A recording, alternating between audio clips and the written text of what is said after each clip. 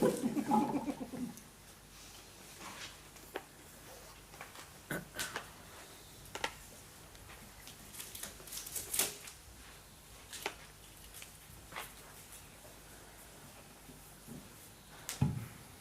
similarly,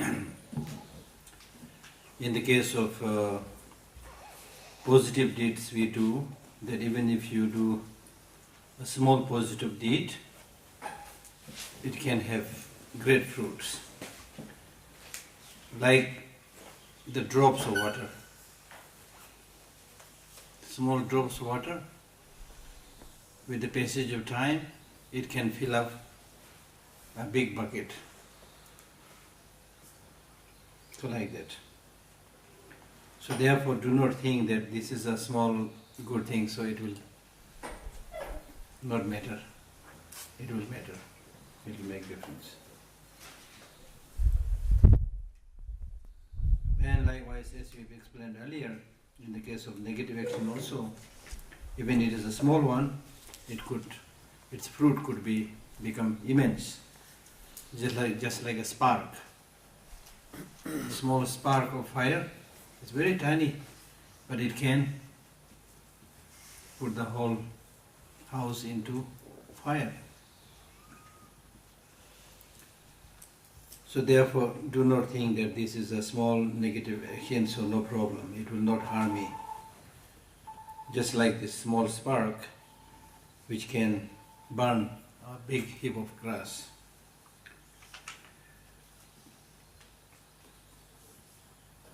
And then the result of these actions will be experienced by the doer, one who does the job, not by anybody else.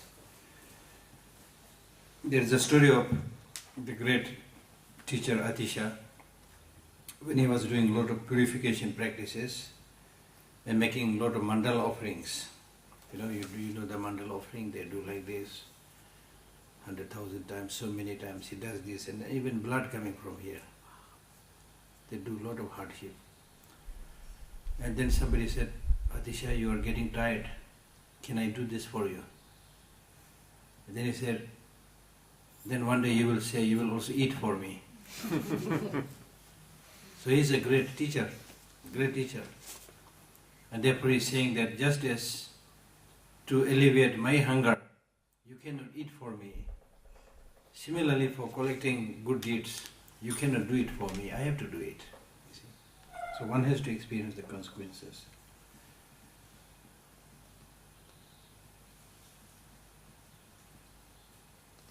So, whatever consequences you get by doing negative things, you will have to experience it by yourself, alone. And that, what kind of action, how powerful it will be, very much dependent upon your action. So there is a story, in a house, somebody came begging for something, a monk came for begging. Then the owner said, are you an arhat? You know arhat, yeah? One who had destroyed all the afflictive emotions. So are you arhat? Then the monk said, he said, are you an arhat? If you are an arhat, I will give you. If you are not arhat, I am not going to give anything. Then the monk said, I am not arhat. So he left. Then the householder thought, because he is so honest, humble, he must be arhat. So he called him back by saying, I am not worried whether you are arhat or not, I will give you. So by giving that alms with good motivation, he earned the merit of giving to an arhat, although that monk was not an arhat. So your motivation is very important. And similarly, there is another example of plant. If the root of that plant is medicine, then its flowers, branches, leaves, everything will be medicine. If the root is poison, then again the branches, leaves, everything will be poison. So just like the root, your motivation is very important. So if you do an action without hatred, without anger, without ignorance, then the action that comes from it is a virtuous action. If you are motivated by a negative action, then your physical, verbal, mental action also will become negative. So therefore it is important, whenever you are doing an action, you should see what is my motivation of doing this. Am I doing this for name? Am I doing this for fame?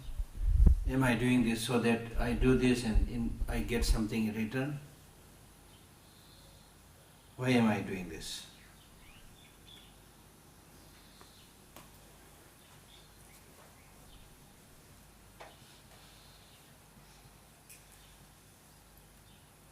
And similarly he says, not only you should engage in collecting good karma and doing virtuous practices, but also when you see other people doing good things, then you should rejoice and appreciate instead of feeling jealous.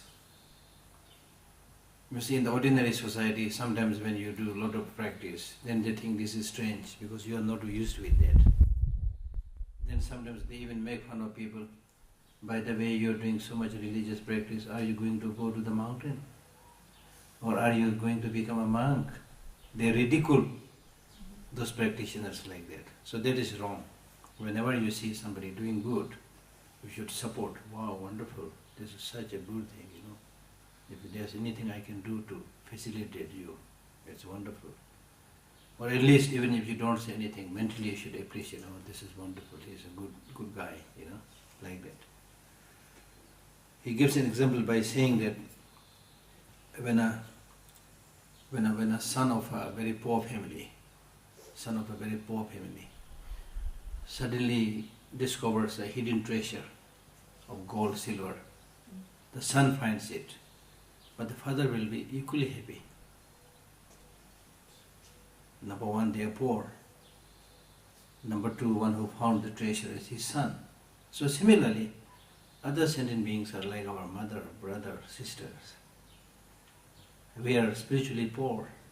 So therefore, if you find somebody, you know, collecting that wealth of spirituality, doing the good karma, then you should also really feel happy and rejoice. And this practice of rejoicing is such a wonderful practice that you let other people do it.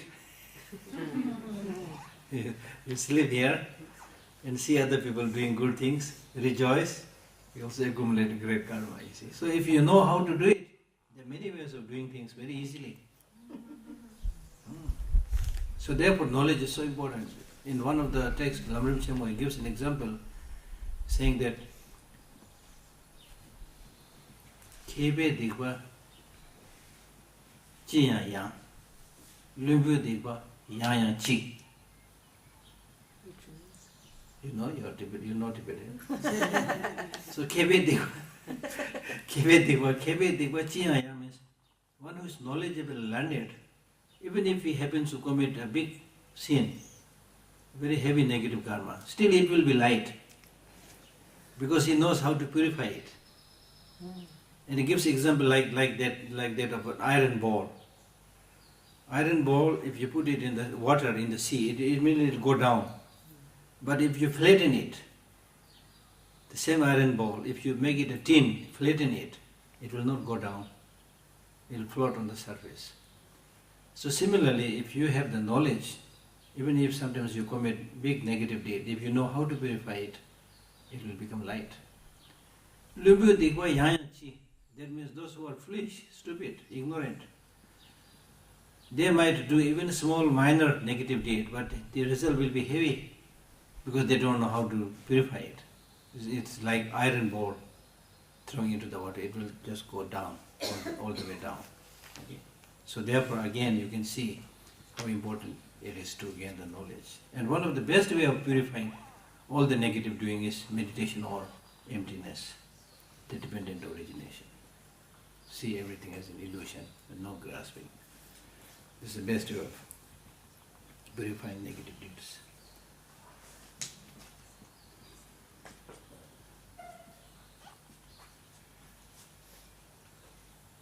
And especially you should be very careful not to commit negative deeds in relation to your teacher, from whom you received a lot of guidance and teaching, benefited much.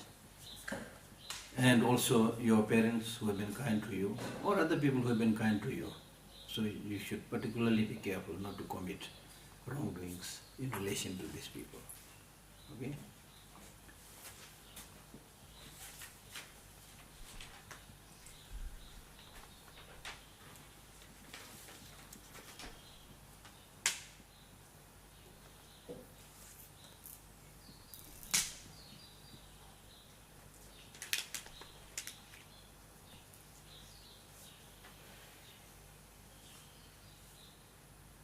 And especially in our association and relationship with Buddha, Dharma and Sangha, it is said that you should not stay too far away from them and also too close with them. Just like you're seeking the warmth of the fire. When you seek the warmth of the fire, if you go too close to the fire, it might burn you. But if you stay too far away from the fire, you will not get the warmth. So similarly, if you stay too close with the Buddha, Dharma and Sangha or your spiritual teachers and things like that, you have to be again very careful. It's good that you stay close, but make sure that you will not end up starting highlighting and finding their faults, and committing negative deeds. So there is a saying, Tibetan saying, which says the blessing of Lama is greater at a distance. So many of you are now like, I met a lot of people who are saying, oh, His Holiness is not coming for many years, we are trying, He's not coming, you see. So you are already receiving blessing, because your mind wants His Holiness to come here, you are thinking repeatedly about that, you see. But those of us who stay in Dharamsala, we take it for granted. Oh, His Holiness is here, we can see any time, but never see. so you don't get the blessing, you see. You see? And I know Tibetans. This is not a story I am making up. I know Tibetans, personally know Tibetans, who when they were in Tibet, so much longing to see His Holiness the Dalai Lama, who had actually never seen His Holiness the Dalai Lama, but because of their longing and desperation, they were actually able to meet him in the dream. And they said when they came and met His Holiness Dalai Lama, it is exactly what they saw in the dream. They never saw His Holiness before. It is strange, but things happen like that. There are many stories like that, you may not believe in it, but people actually told me those kind of things, you see. And in my case also it happens. When I live in Dharamsala, I hardly dream about him. But as and when I go away from him, I start dreaming about him. I don't know how this happens, it's interesting.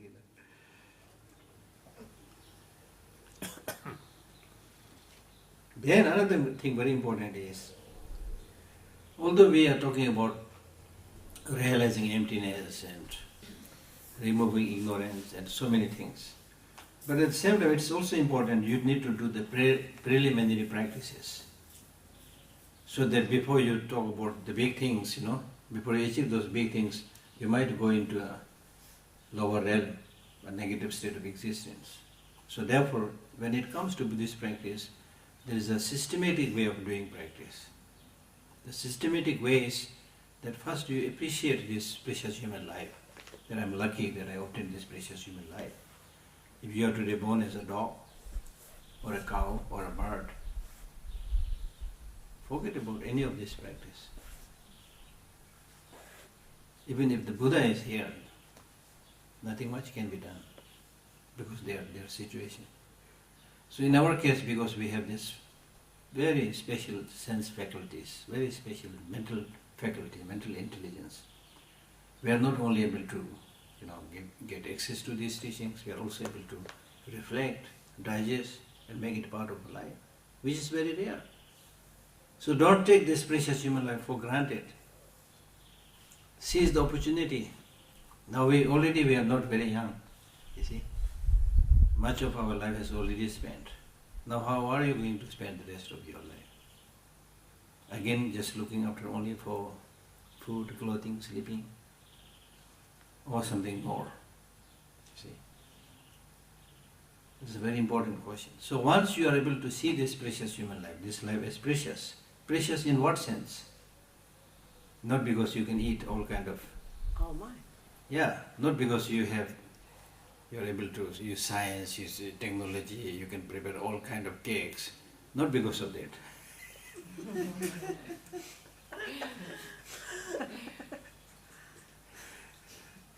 It is because of your very special mind, which has the capacity to cultivate the most beautiful human quality: loving kindness, compassion, bodhicitta.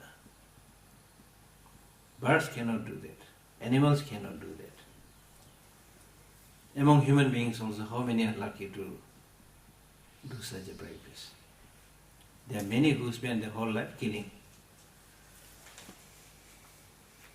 There are many who spend their life doing something else. No interest at all about these things. So at least you show interest. That means you are a little bit special. I'm not flattering you. I'm not pressing you. You have karma, yeah. We have good karma. Yeah, good, exactly. So one has to know, appreciate what you have. If you don't appreciate what you have, then you're almost equal like dead, So appreciate the good things. When you appreciate your good things, your good potential, that will embolden you, encourage you to do more good things. So the fact that you're here, listening to Dharma, spending your time, you can spend your time for so many other things. There's no shortage of area where you can get distracted, So not allowing being distracted, at least for some time, coming here, sacrificing your day, whatever your commitment. It's not small. Lucky. So therefore, the first thing is appreciate this precious human life. Now, although we have obtained this precious human life, there's no guarantee that you will always be born as a human being. What will be your next life is very much dependent upon what you have done in the past, what you have done this life. So now, in case if you are born as a dog, will you be able to tolerate that? Will you be able to appreciate that? Some people come to me and ask me, Geshe, can you please teach me meditation? I tell them, you meditate this whole morning thinking that you are not human being but a cow. You are a dog. Meditate on that. And there is a purpose of saying that. Because if you forget for a while that you are a human being but a cow, then you will realize what a cow is. How is their life? And what was the life of human being which you already enjoyed, which you are already enjoying. Then you will develop more appreciation to this precious human life, the special capacities that you have. So therefore, it's important to prepare in advance that since I've obtained this precious human life, have this opportunity, I will make sure that I will take a better rebirth. Better rebirth means rebirth of the human life. If possible, of course, nirvana, complete liberation, complete Buddhahood. Of course, that is not easy. But at least good human rebirth, where there is continuous access to improvement, access for making improvement, access for good teachers, Dharma practice. So that way you can gradually you can become better and better after each life. And that's how you gradually achieve liberation and enlightenment, at least according to Buddhist teaching. So now even we have obtained this precious human life, but as I said, life is impermanent. You cannot say that now I will enjoy, later on I will do the practice. I'll tell you this story, very interesting story, of a human being making friendship with a ghost. They became a close friend. But that ghost had some kind of precognition, clairvoyance. So the human friend said, that since now we are friends, please tell me a little bit in advance before I die, because right now I want to enjoy life, as we are saying, Right now I want to enjoy life, but when my death is about to come, then please tell me a little bit in advance, then I will devote my rest of the time for Dharma practice. The ghost said, okay, fine. So after some time the ghost came and said, my dear friend, one member of the family down died last night. Then the human friend said, oh, very sad, very sad. So sorry. But he continued his life as before. No change, no improvement, no special practice. Then after some time the ghost friend came and said, my dear friend, a member of the family up died last night. Then the human friend said, oh, so sad, very sad. But he continued his life as before. No changing, no practice, no improvement. So one day suddenly the ghost came and said, my friend, it's your turn to go. What? I told you to tell me a little bit in advance. Now you're saying it's my time to go. The ghost friend said, I have never seen a stupid fellow like you. I told you 2 times. The member of the family down there died. The member of the family up there died. When you hear such things, you should know that I am not exception. My turn can be tomorrow. You should have started practicing at that time. So like that, you see. In our own life, if you count, you know how many people died. You can count, write the list. And every time like that human friend, we said, oh, so sorry. Sometimes you also cry something. And then after a few days, for example, if your husband died, for a few days you cry, and then you get new husband. Then again the same situation. Yeah, you, huh? Like that. Really? So we hardly learn. So therefore, the teachings, they say that not only when you see the death of human beings, but also when you see the death of a fly, you should say, I am also not different from this fly. So remembering this impermanence all the time is the most important motivating factor for your Dharma practice.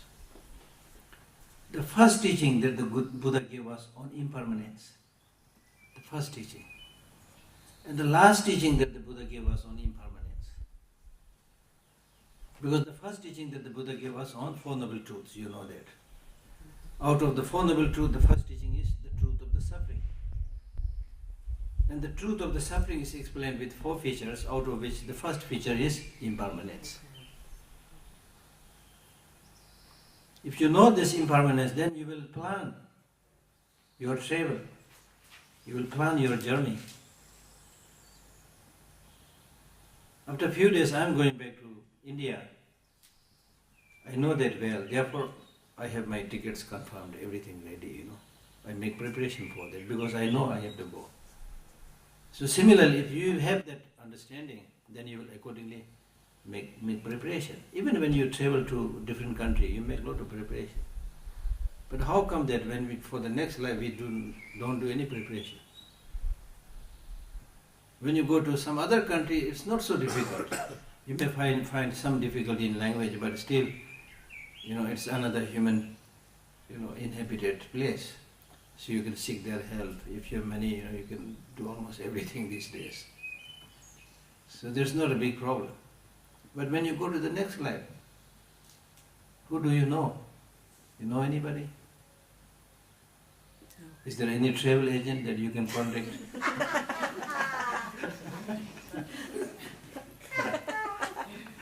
Or any nice hotel that you can book?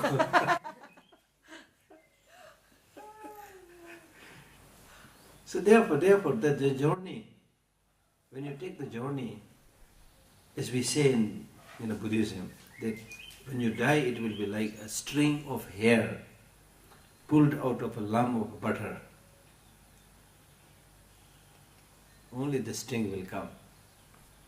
Butter will not come with it. Your fame, your possession, your property, your relatives, nothing will come with it. You will go alone. Go alone with your mental habits, positive and negative. If you have a lot of positive habits, then that is your travel agent. That's your teacher. That's your guide. That's your food. That is your hotel or whatever. You will have no problem. This is what the teachings say. But if you have accumulated only negative emotions, then there is no supporter. Nobody can help you, you see. You are in a very difficult situation. So therefore, although we cannot be perfect in one day, but we need to be sure as much as possible to lessen taking life of others or doing negative actions as much as possible.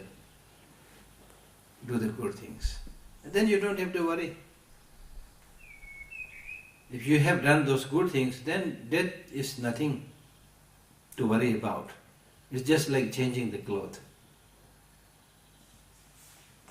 If this is too hot for me, I just change it for another one. You don't develop any fear with that.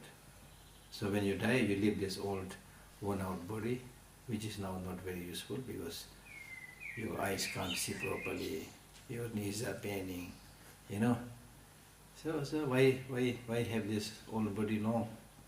Just leave it and take a new rebirth with a fresh body. You become young once again, you see. At last. Yeah? At last. At last, yeah, exactly. So there's the process. There's the process of how the law of karma, if understood, can be useful.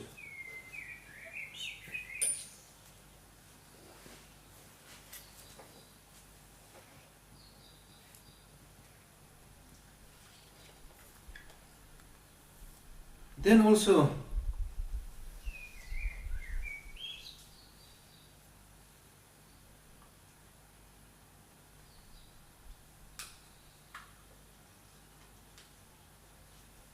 while you do Dharma practice, it is important that even your practice does not become a source of suffering. Because sometimes you don't do Dharma practice, then while you do Dharma practice, you may be committing more sin. Because by doing it wrongly, or by misusing the little bit of Dharma knowledge that you have. Okay? So that also you have to be very careful. The next, he gives an example of, for example, in an empty house, if you keep too many small kids,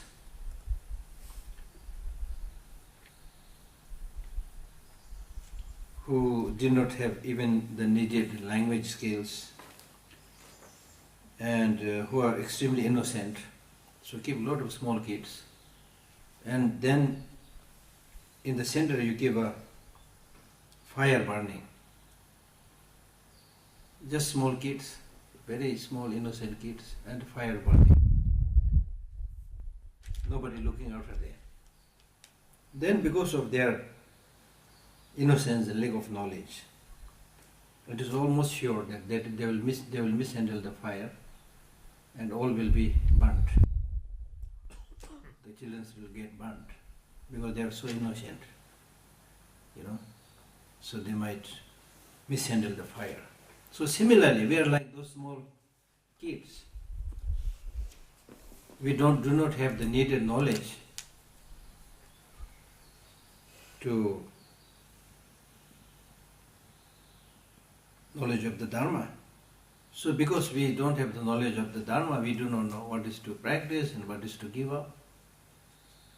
And instead of practicing, we might be adopting all the bad habits, wrongdoings, just like the small kids mishandling the fire.